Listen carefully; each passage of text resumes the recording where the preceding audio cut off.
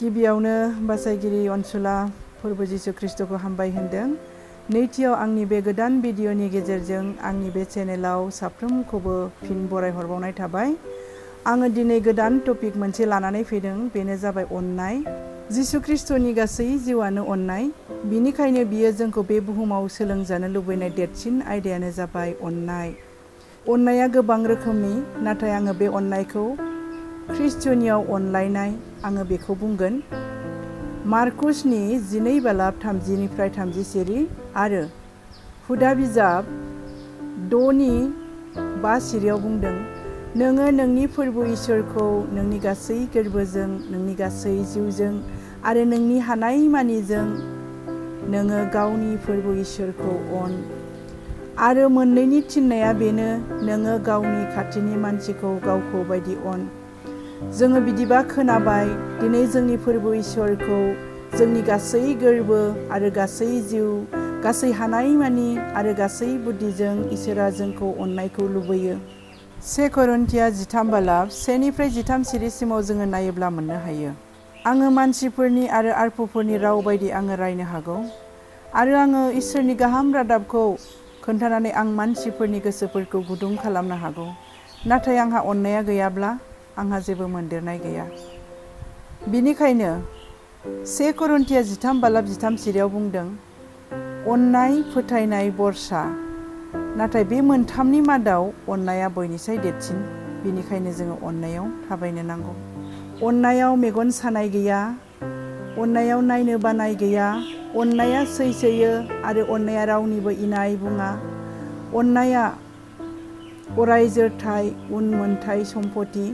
बिनिखायनो इसोरा जोंखौ सोलोंजानो लुबैनाय देरसिन हुकुमा अननाय।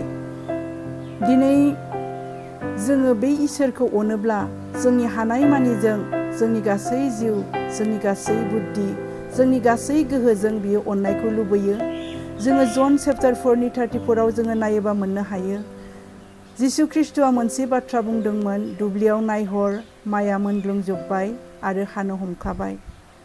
दिनै जों बे बाथ्राखौ मा बुजियो? जिसु ख्रिस्टआ बुंदों जन 14:15, नोंसोरो आंखौ अनोब्ला आंनि हुकुमफोरखौ मानिगोन। जन 13:17 बुंदों, दा नोंसोरो बेफोरखौ मिथिबाय, नोंसोरो बेफोरखौ मावोब्ला बोर होजाग्रा।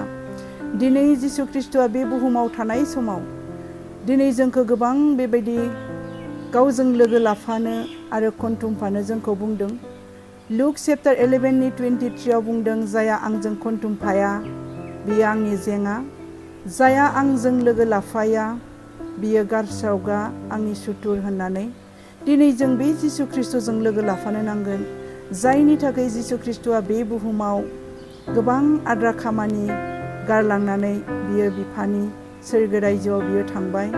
माबायदि मावनांगौ बेखौ गावनि सोलोंसाफोरनो बियो बे बोसोन सल'आव फोरोंदोंमोन।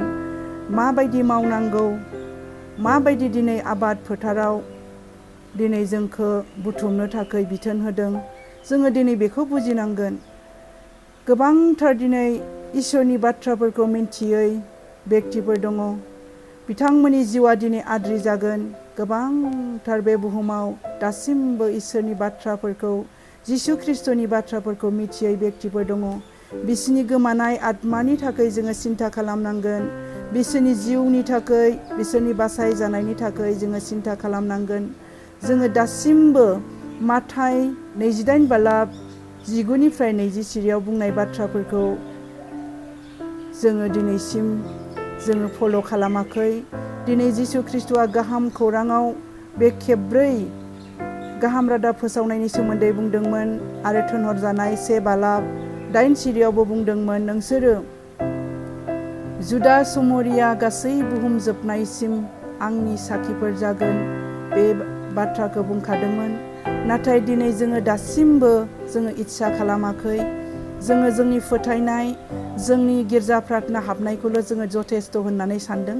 नाथाय रुमिया 1:16 बुंदों, गाहाम बाथ्रा फोसावनो थाखाय आं लाजिया, मानोना बे गाहाम रादाबा इसोरनि बोलो आरो बे गाहाम रादाबजोंनो साफ्रोमबो बासायजानायखौ मोनो। बे बाथ्राखौ बुंदोंमोन। जों दिनै गाहाम रादाब फोसावनो आरो गोमानाय आत्माफोरनि थाखाय सिन्था खालामनो दिनै आबाद फोथाराव जोङो ओंखारनो नांसिगौ आरो जोङो बुथुमनो नांसिगौ। सानसे समाव जोङो बयबो बे ख्रिस्ट' जिसुनि खाथियाव गसंहैनो नांगोन। जोङो रावबो खारग'नाय नङा। साफ्रोमबो जों बे बासायगिरि फोरबो जिसु ख्रिस्ट'नि सिगाङाव जोङो हिसाब होनांगोन। जोङो माखौ लानानै जोङो बिनि खाथियाव जोङो गसंगोन। जोङो रावबो गोहो गैयै लाजि गुसु जोङो इसोरनि रायजोआव हाबनो मोना होननानै दिनै रेभुलेसन चैप्टार 21नि 8आव बुंदों, रावबो लाजि गुसु गोहो गैयै इसोरनि रायजोआव हाबनो मोनथारनाय नङा। दिनै जोंनि लाजिनाय, दिनै जोंनि गिनायफोरखौ जोङो गोजान खालामनांगोन। मानो होनोब्ला जोङो बे बासायगिरि जिसुनि खाथियाव जोङो गसंहैनांगोन। जों दिनै माखौ लानानै जोङो गसंहैगोन? जोंनि फोथायनायानो बा जोंनि बे गिर्जा प्रार्थना हाबनायानोल' बे जथेस्थ' जानाय नङा। मानोना गाहाम खौराङाव गले गले बुंदों, नोंसोरो गासै बुहुमाव थांनानै आंनि गाहाम रादाबखौ फोसावहै आरो बिसोरखौ बाप्तिस्मा होयै होयै आंनि सेलाफोर खालामहै। माथाइनि 28 बालाब 19निफ्राय 20 सिरियाव जों मोननो हायो। मार्कुसनि 16 बालाब 15निफ्राय 17 सिरियाव जों मोननो हायो। जों गोबां इसोरनि बाथ्राफोरखौ जोङो खोनाबोबाय। गोबां समाव जोङो खोनासंबोनाया बोसोर बोसोर जालांबाय, नाथाय जोङो दासिमबो जोङो सोलायनो रोङाखै आरो जोङो बै बासायगिरि फोरबो जिसुनि बुहुमाव फैनाय थांखिफोरखौ जोङो दिनै जाफुंहोनो हायाखै। फै जोङो बयबो गोसो मोनसेयै गोसो होनानै बे गोथार बाइबेलाव बुंनाय जिसु ख्रिस्ट'नि बुंनाय बाथ्राफोरखौ जोङो फल' खालामनि आरो जोङो बेजों खनथुमफानि आरो जोङो बेजों लोगो लाफानि। गालाथिया 6 बालाब 10 सिरियाव बुंदों, बिनिखायनो फै जोङो खाबु मोनो बायदि जोङो गाहामखौ मावनि आरो जोङो बांसिन जोंनि ख्रिस्टीय नखरफोरनि थाखाय मावनि। जोङो सम थानायावनो, जोङो खाबु मोननायावनो जोङो बे गाहाम रादाबखौ फोसावनि, हानायसिम जोङो नाजानि। इफिसिया 5 बालाब 16 सिरियाव बुंदों, बोथोरा गाज्रिखाय खाबुखौ बायनानै ला, जेसे खाबु मोनो एसेनो माव। जोंखौ बे बाथ्राखौ बुंदों। जन चैप्टार 9नि 4आव बुंदों, जोङो सान थानायावनो आंखौ थिनहरग्रानि हाबाखौ मावनांगौ, हरा सफैब्ला रावबो मावनो हाया। बे बाथ्राखौ जोङो मिथिबाय। दिनै जोङो देहा साइस्थ' बोलो थानायावनो, जोंनि गोहो थानायावनो, जोंनि बेलेन्स थानायावनो जोङो जोंखौ थिनहरग्रानि हाबाखौ जोङो मावनो नांगौ। जोङो मिथिबाय।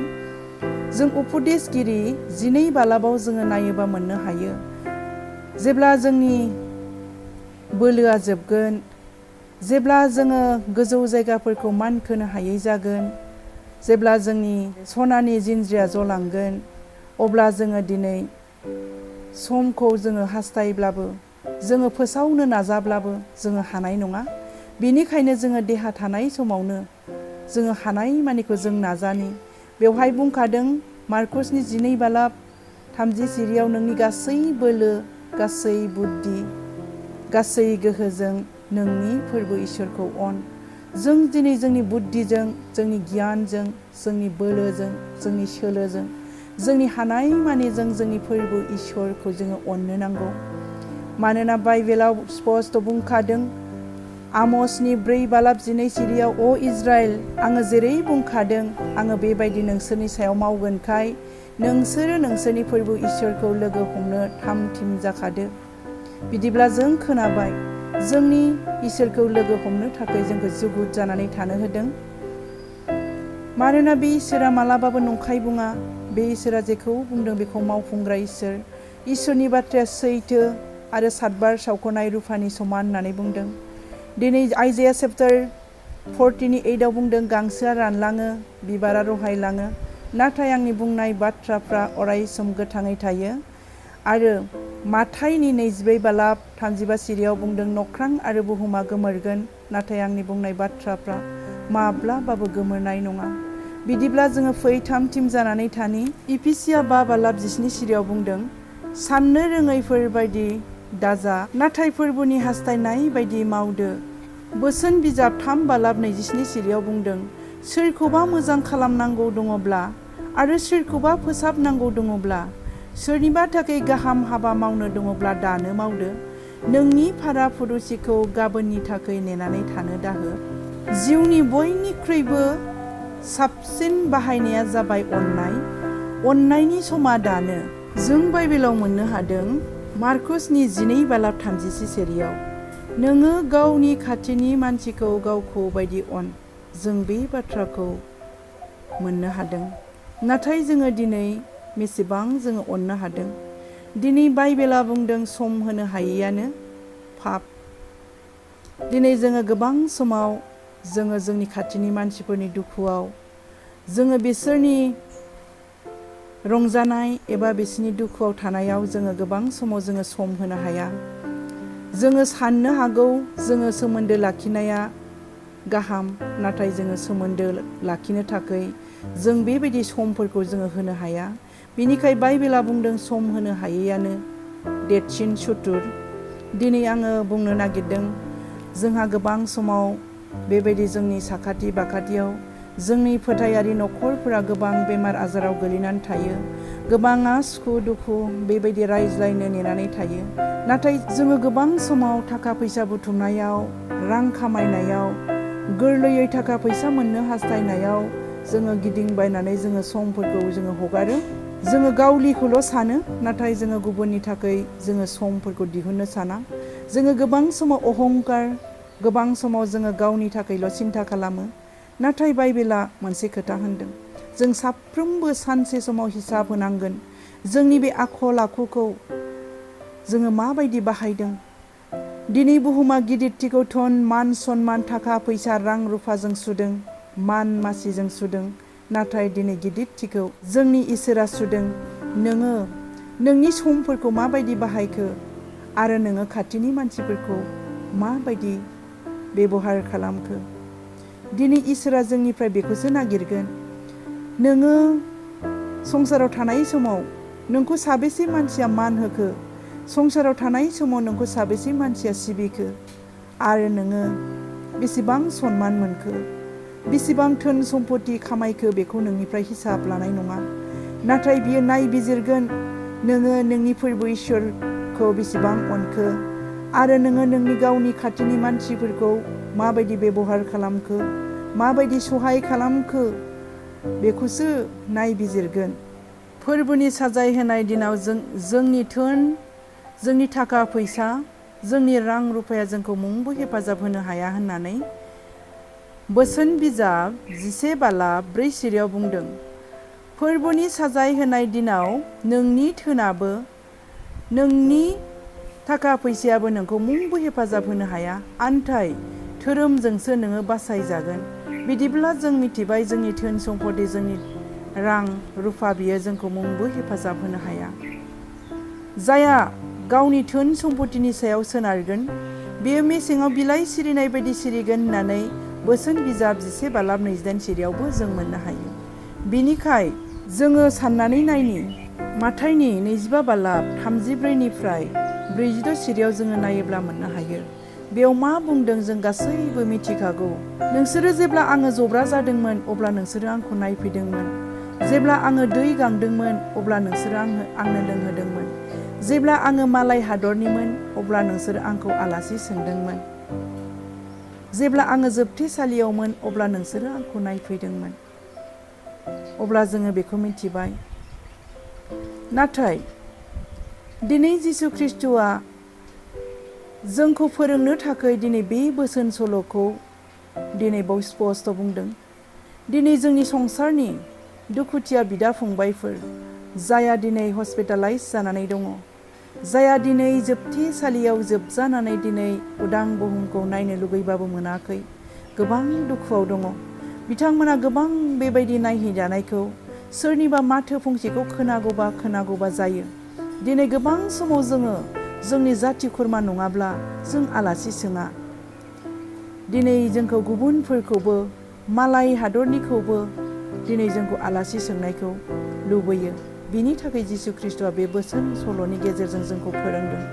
बिनिखायनो फै जोङो सोरनिबा जब्रा जानायाव, सोरनिबा दुखुआव, सोरनिबा उखैनायाव, सोरनिबा लांथिया जानायाव जोङो बे बासायगिरि फोरबो जिसु ख्रिस्ट'नि जानानै जों लोगो लाफानि आरो जोङो खनथुमफानि।